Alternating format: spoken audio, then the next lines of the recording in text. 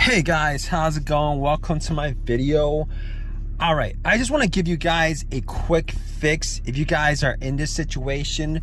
So a couple of days ago, I had this situation come up with my car. Previous to that, I had no issues. Car was driving fine. Matter of fact, it's been driving fine since I had it. The only thing that I actually had to change out within the last year was the battery.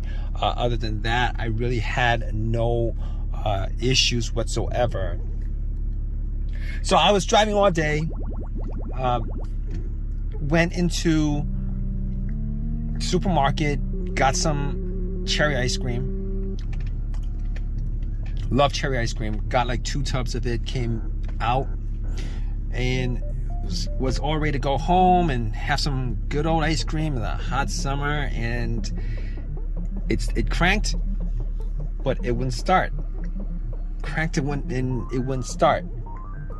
So I was thinking to myself, oh wow, okay, so this is a situation. It's not the worst situation. I'm getting power to everything. The AC wasn't working because the car wasn't turning on, but the blow motor was working. The radio worked. Everything worked, but it just would not turn. It would not run. It wouldn't run. It wouldn't run. So here's this situation. I'm stuck with 2 tubs of ice cream. It's like 95 degrees out, and I didn't want to waste ice cream. So I'm like, all right, let me just do see if I can do a quick fix on this. Hopefully there's a quick fix, maybe some weird thing. So I just kept on cranking it. Kept on cranking it like 6, 7, 8 times, hoping that it would start. It wouldn't start. So I was like, okay, so this might be more of a serious situation, because I was trying to get into neutral and all the other gears and try starting in neutral, and it didn't work. So I was thinking to myself, okay, hopefully it's not something too bad, because there's no check engine light on the dash. Okay, there's no check engine light on the dash. I was hoping it wasn't too bad. So and I specifically caught there was no check engine light on the dash. Didn't see any kind of red check engine light on the dash. So I was like, okay, all right, let's get to the battery and see if there's any issue with the battery, because it was changed out 6 months ago. Normally batteries last for 4 years, and it shouldn't go out within 6 months, within a year. So I was thinking to myself, hopefully it's something that's kind of simple. Maybe there's a little corrosion on the terminals. Maybe it wasn't tightened. Maybe there was some play on the terminal. So I was like, okay, got to the battery and everything looked good. The terminal looked good. It was tight. I wiggled it. It wouldn't wiggle. As far as I could tell, there was no corrosion on the terminals whatsoever. And I did also make sure to check the negative line that went to the frame, make sure it's connected, make sure it's no corrosion, etc. And I was like, okay.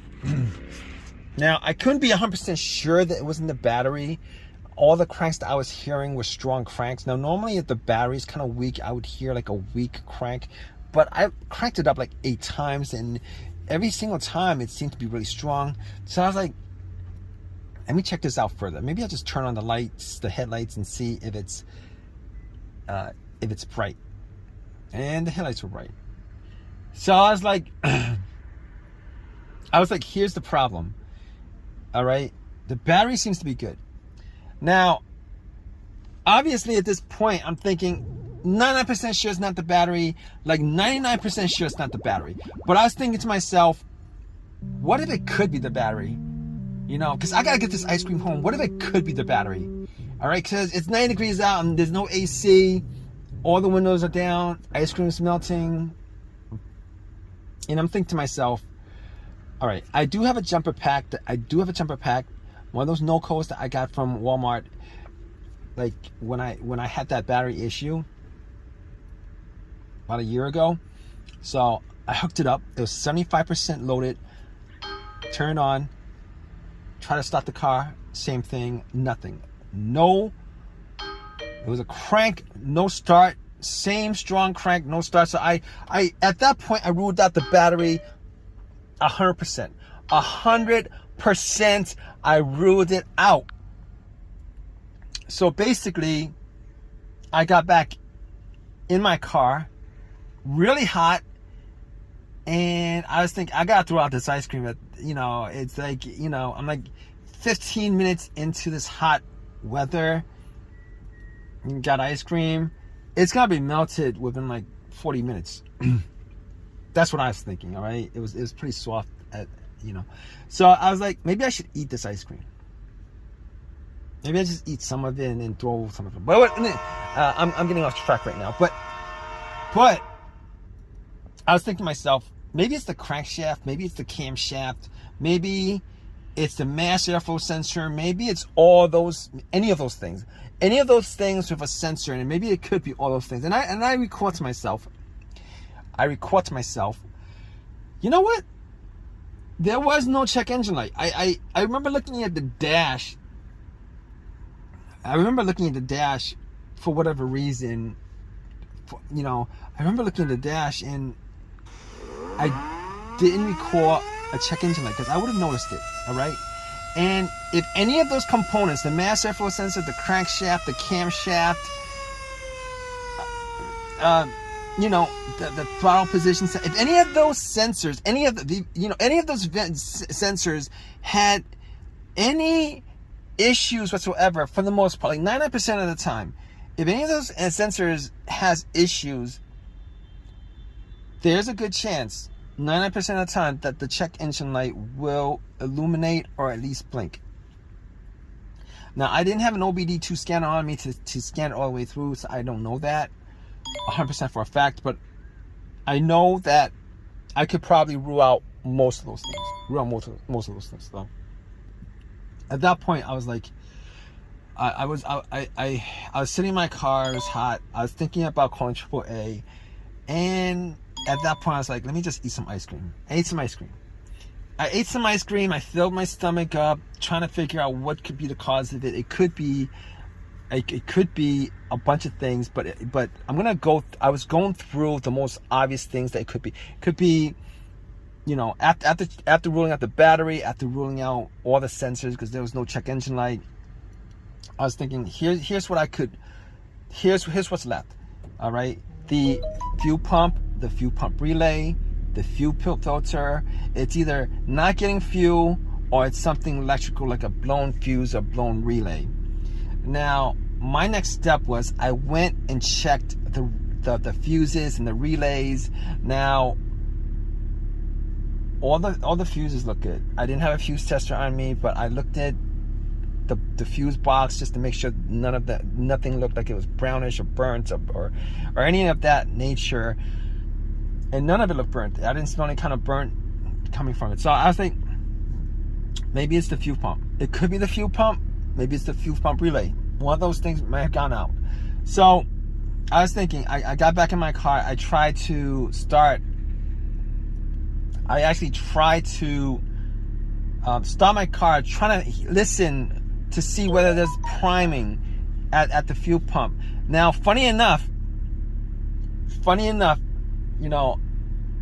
I was able to hear some buzzing when I turn the key to the on position. All right, the on position is the position before the crank. All right, it's before the crank. Turn it to the on position a couple of times. Turn it off, turn it to the on position. Turn it off, turn it to the on position a couple of times. And I was sitting in my car with my ice cream, melting ice cream. I had a plastic spoon. I was eating ice cream, and it was really good. And I was thinking to myself, all right, I could hear the fuel pump, like a whizzing motorized sound from the fuel pump. I could hear it. And at that point, I was able to rule out two things. I was able to rule out the relay. I was able to rule out the fuel pump. Now, I couldn't rule out the fuel filter.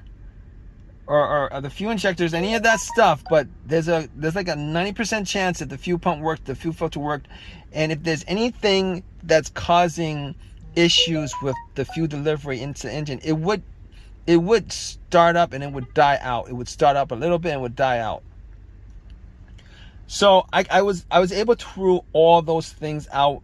The fuses. Now I didn't have any testers on me, so I wasn't 100% sure that it was any that it couldn't be any of those things. There wasn't like I would need to test it out to say it's 100% that any one of those components could be causing the crank no start issue.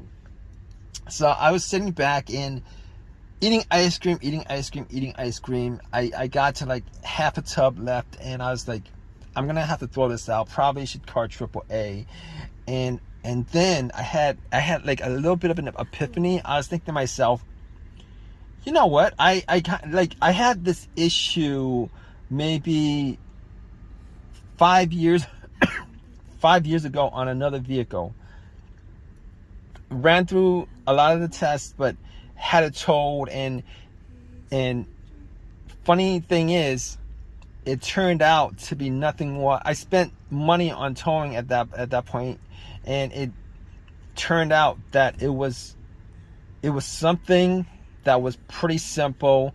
It was something as simple as the key fob, or the key fob itself not being picked up or recognized by the car's computer, or it was the key fob battery.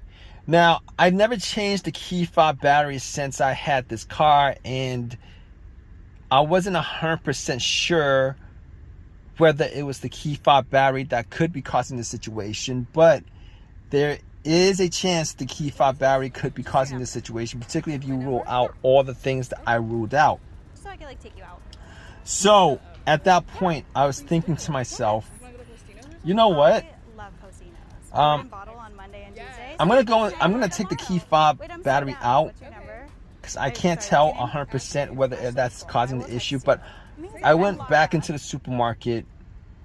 All right, I took the battery out of the key fob itself, the remote, got a battery, popped it in, and I was crossing my fingers that it was something as simple as that, because I had no issues with the vehicle previous to that except for changing out the battery.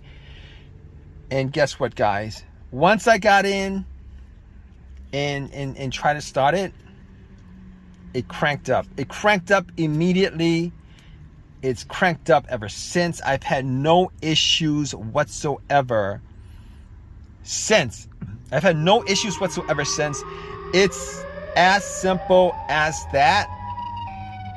So a lot of times, a lot of times, you know, it could be one of the components that I went through, but sometimes it could be that as simple as your key fob battery that's causing the issue. So if you guys are in this situation, I'm sure you guys are, if you guys are watching this and you guys want to rule out something that could be causing your crank no start situation, and you guys want a very, very, very quick fix, definitely try this out. Okay, take the key, especially if you guys haven't changed the key fob battery in a while, take the key fob battery out and go to your local, wherever it is, CVS, and any place that sells these little flat batteries, buy yourself one of these batteries, replace it, pop it in, and try to start it. If it starts up, then you're all in the clear. Now, obviously, if you guys are still having a crank no start situation, then that's another issue. But if you guys are in that situation, you guys could probably rule out this key fob, low key fob battery, or dead battery on your key fob situation, which is definitely worth it to do, because if you guys are in this situation where you guys are trying to troubleshoot issues, etc., this is probably one of the things that get to a lot of people, or get to most people, because when they come across this issue, they think that it's probably a component in the car that's causing it, and they won't actually go to other scenarios that might be causing it that has really nothing to do with the electrical or mechanical working of the car, but instead it's probably related to something that they wouldn't normally think or would be causing an issue like that. But anyway, I hope you guys have I hope this helps you guys out, if you guys are in this situation, and I hope you guys have this fixed. It's as simple as this. All right, if you guys have a comment, please definitely leave a comment in the comment section. Please subscribe, please give me a thumbs up, all that good stuff. All right, guys, take care.